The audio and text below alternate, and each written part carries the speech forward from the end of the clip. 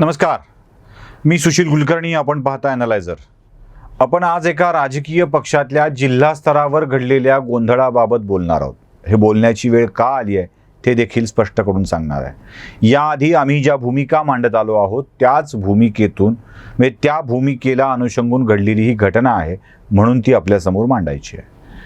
महाराष्ट्राच्या राजकारणात शिवसेना आणि शिवसेनेतून निर्माण झालेला महाराष्ट्र नवनिर्माण सेना ही दोन पक्ष अशी आहेत ज्या पक्षामध्ये मुंबईमधल्या मंडळींना जिल्ह्यामध्ये संपर्क प्रमुख म्हणून नेमलं जातं. आता ही संपर्क प्रमुख जिल्ह्यात आपापल्या भागातल्या संघटना उभी करण्याचं काम करतात. या संघटनेच्या समस्यांना, प्रश्नांना किंवा त्यांच्या म्हणण्याला पक्षाच्या राज्यस्तराच्या व्यासपीठापर्यंत घेऊन जाण्याचं काम करतात आणि या कामासाठी संपर्क प्रमुख नावाची यंत्रणा उपयोगी आहे असं दोन्ही पक्षाला वाटतं. पण प्रत्येक पक्षामध्ये ही संपर्क प्रमुख नावाची यंत्रणा म्हणजे या दोन्ही पक्षात संघटना उभारण्याचं काम करते आहे की संघटनेत दुही माजवण्याचं काम करते आहे, हा प्रश्न या निमित्तानं पुन्हा उपस्थित होतो आहे. खास करून मुंबईतील मंडळी ज्यांना मराठवाडा, विदर्भ, पश्चिम महाराष्ट्र या ठिकाणचा भूगोल देखील नीट माहीत नसतो. इथल्या माणसांची नावं देखील नीट घेता येत नाहीत. इथे त्यांना इतिहास ठाऊक नसतो. इथली कार्यपद्धती ठाऊक नसते. अशा ठिकाणी काम करताना या संपर्क प्रमुखांच्याकडून व्यक्तिगत संबंध अधिक पुढे येतात आणि त्याचा फटका बसतो. कसा बसतो फटका? तुम्हाला अगदी सुरुवातीला मी एक छोटासा व्हिडिओ दाखवणार आहे आणि त्यानंतर हा फटका काय आहे हे समजून सांग.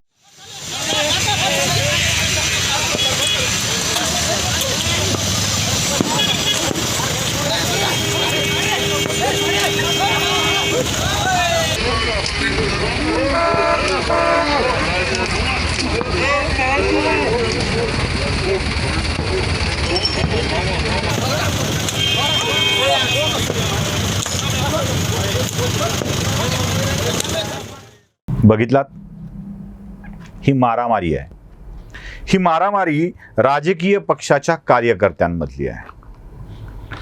कुणाच्या पक्षाची आहे, का झाली आहे, असे अनेक प्रश्न आपल्या सगळ्यांच्या मनात असतील. ज्यांनी बातम्या बघितल्यात त्यांना हा प्रकार देखील कळला असेल. बीड जिल्ह्यातल्या माजलगावमध्ये घडलेली ही घटना आहे. माजलगावमधल्या शहर प्रमुखाला बेदम मारण्यात आलं. धनंजय सोळंके, त्यांना पापा सोळंके असं म्हणतात, या पापा सोळंकेंना बेदम मारहाण झाली रस्त्यावर. मारहाण करणारा कोण आहे?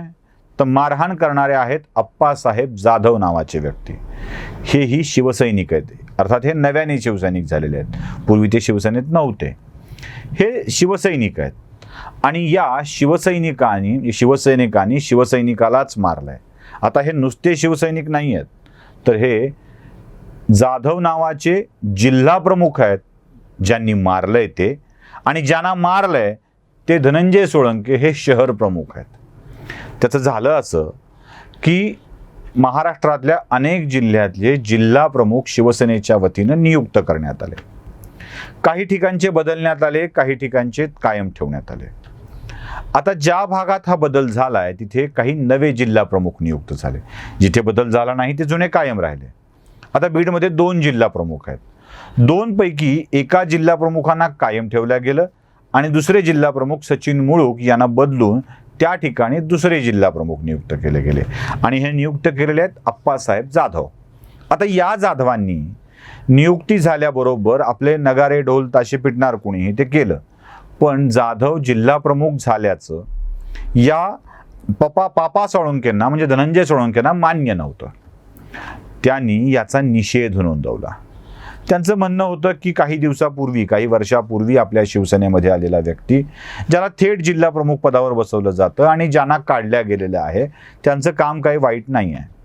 त्यामुळं त्यांनी शिवसेनेच्या प्रघातांना टाळून त्याचा निषेध व्यक्त केला. असाही दावा केला जातो आहे की माजलगाव जवळ असताना त्यांनी जिल्हा प्रमुखावर ऑइल टाकण्याचा प्रयत्न केला आता ऑइल टाकलं असं म्हटलं की त्यात वेगवेगळी कलमं वाढवता येतात. मग ऑइल टाकल्यावर तो जाळण्याचा प्रयत्न म्हणता येतो, जीव घेण्याचा प्रयत्न म्हणता येतो, अशी कलमं टाकता येतात. म्हणून ऑइल टाकल्याचा आरोप देखील या सोळंके म्हणजे शहर प्रमुखांच्यावरती आहे. आणि ऑइल टाकल्यामुळं शिवसैनिक चिडले आणि त्यांनी आपल्या शिवसेनेच्या शहर प्रमुखालाच बेदम मारलं. आता ही मारहाण इतकी बेदम आहे, रस्त्यावर पाडून काठीनी बेल्टनी त्यांना मारण्यात आलेलं आहे. पुन्हा तुम्ही हे व्हिज्युअल बघत आहात, म्हणजे त्या मारहाणीचं गांभीर्य कसं आहे हे तुमच्या लक्षात येऊन जाईल. गाडीच्या मागे त्याला रस्त्यावर आडवं पाडलेलं आहे आणि बेदम मारणं चालू आहे. या सगळ्या प्रकाराच्या बातम्या देखील त्या जिल्ह्यातल्या वर्तमानपत्रात छापून आल्या. एकमेकावर पोलीस केस झाल्या, म्हणजे सोळंकेंनी केली आहे, जाधवांनी केली आहे, एकमेकांच्या वरती पोलीस केस दाखल झाल्यात. आता दोन शिवसैनिक पदाच्या वादातून कायद्याची लढाई एकमेकांच्या विरोधात लढणार आहेत, ज्या शिवसेनेला खरं तर ही लढाई विरोधकांच्या विरोधात लढावी लागणार आहे. पण मी तुम्हाला मगाशी म्हटल्याप्रमाणे संपर्क प्रमुख नावाची यंत्रणा ज्या पद्धतीनं काम करते आहे, त्या पद्धतीनं पक्षप्रमुखांच्या पर्यंत विषय पोहोचवण्याच्या आधीच संपर्क प्रमुखाच्या पातळीवरच तो विषय संपवला जातो, दाबला जातो, तिथेच ठेवला जातो आणि वस्तुस्थिती पक्षप्रमुखांच्या पर्यंत पोहोचवली जात नाही.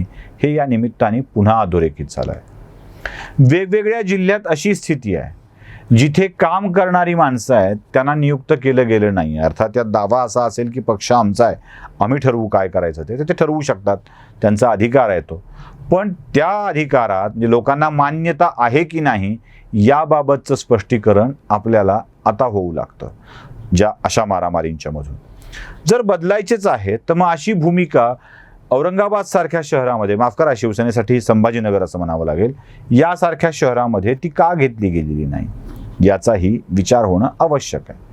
पण शिवसेनेसारख्या पक्षात जिथे आक्रमक शिवसैनिक असतो त्याला अशा स्वरूपाची मारहाण त्याच्याच पक्षातील मंडळींनी करणं, तेही सत्ता असताना, ही गोष्ट खूपच गंभीर आहे आणि विचार करायला लावणारी आहे. म्हणूनच प्रश्न पडतोय, शिवसेनेला नेमकं काय झालंय? त्यांची लढाई आता सगळ्याच पातळीवर सुरू आहे. विश्वप्रवक्ते राऊतांनी विरोधी पक्षांच्या नेत्याला टोमणे मारण्यापेक्षा, तिथे भुवया उडवण्यापेक्षा आपल्याच पक्षातील नेत्यांवरती डोळे वटारले तर किमान ही मारामारी तरी कमी होईल, एवढीच अपेक्षा आहे. नमस्कार.